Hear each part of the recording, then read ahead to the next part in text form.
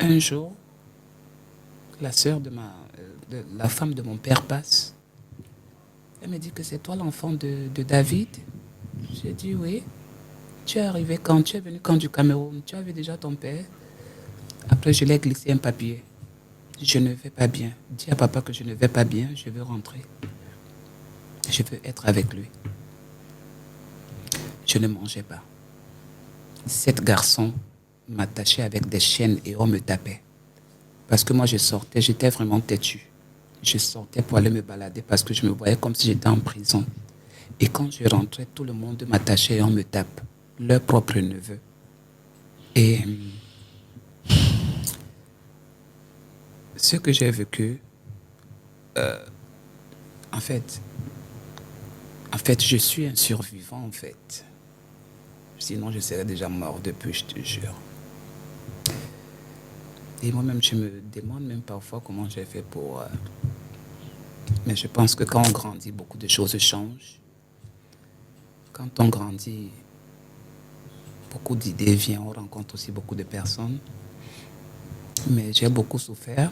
Et quand je rencontre mon père, quand on m'avait tapé, on m'a torturé, j'avais des blessures sur tout le corps. Si je te montre mon dos, je te montre des cicatrices, tu vas crier.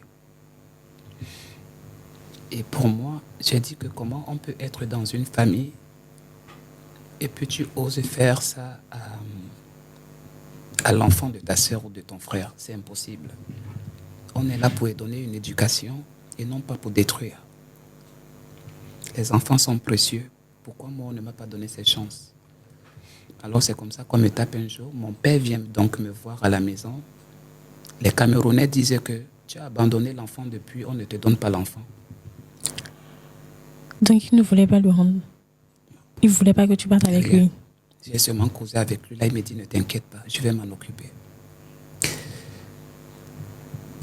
Et après, mon père m'a fait signe, j'ai causé avec lui, il m'a dit que non, il faut que je lui retrouve dans un studio photo pour qu'on me fasse des photos pour qu'il puisse avoir des raisons au tribunal. Je suis sorti très tôt le matin. Et puis je suis allé au studio, mais mon père n'était pas venu. Et quand je suis rentré à la maison, on m'a encore tapé et on m'a attaché. Mais entre-temps, ce n'était pas la faute de mon père. On l'avait envoyé en mission aux États-Unis.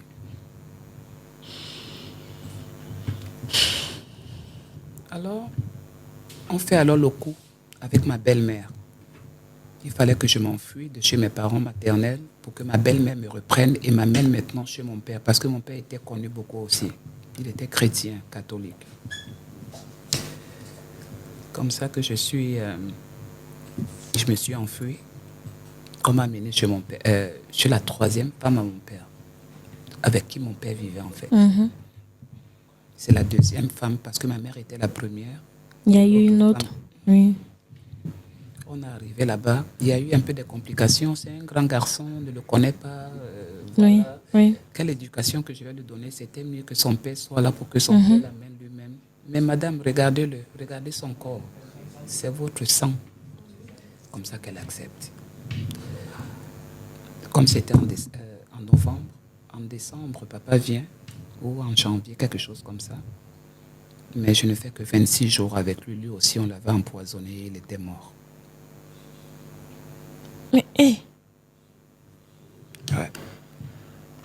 Juste un mois que je l'attendais. Comme on s'était déjà vu, on a tout parlé. On avait déjà même causé parce que j'étais déjà à la maison. C'est quand il est rentré là qu'on l'a empoisonné? Oui, quand il est rentré. Quand il est rentré là, on a commencé à dire que bon, ok, tu es déjà un peu assez grand, je vais te trouver une formation que tu vas faire parce que je ne peux plus te mettre à l'école, tu vas faire le froid. Il est sorti avec ses amis un 26 janvier 1997. Et il était mort avec ses amis. On l'avait tué avec le avec le poil du tigre. Je ne sais pas comment ça se passe, ces trucs-là. Et j'ai perdu mon père. Maintenant, la famille gabonaise du côté paternel, ils ne me connaissaient pas assez. On a cherché des richesses et on a chassé tous les enfants. Et moi, on a dit qu'on ne pouvait pas me prendre. Comme ça que je me retrouvais dans la rue. Ça, c'était quel âge? 97 peut-être. Là, je pouvais avoir déjà Si j'ai bonne mémoire, peut-être entre 18 et 19 ans. Hein. Ouais, 18 19 ans. Parce qu'il y a aussi des événements qui sont... Oui. Tu sais, la vie de quelqu'un, c'est comme un livre. Peut-être, je ne dirais pas peut-être certaines choses ici parce que c'est trop long, Oui. mais je dirais quand même l'essentiel. Et c'est comme ça que j'ai tout perdu. Je me suis retrouvé dans la rue. J'ai commencé à me prostituer au Gabon. Parce que je n'avais pas de moyens, je n'avais pas aucun recours. Aucune personne ne voulait me prendre. C'est comme ça qu'avec tout cela, avec la prostitution, avec tout l'argent que je gagnais, c'est comme ça que je me décide donc de quitter le Gabon pour aller au Cameroun, pour aller faire le deuil de ma mère. Parce que je n'avais jamais vu son corps. Et c'était très dur. Et j'ai terminé le deuil. Ma grand-mère, elle vit encore. Jusqu'à maintenant. Ouais, elle est là. Mais beaucoup vieille. Elle ne m'aimait pas trop, mais après, elle a fini par comprendre quand je lui ai expliqué beaucoup de trucs. Et elle a compris, elle a vu tout le film.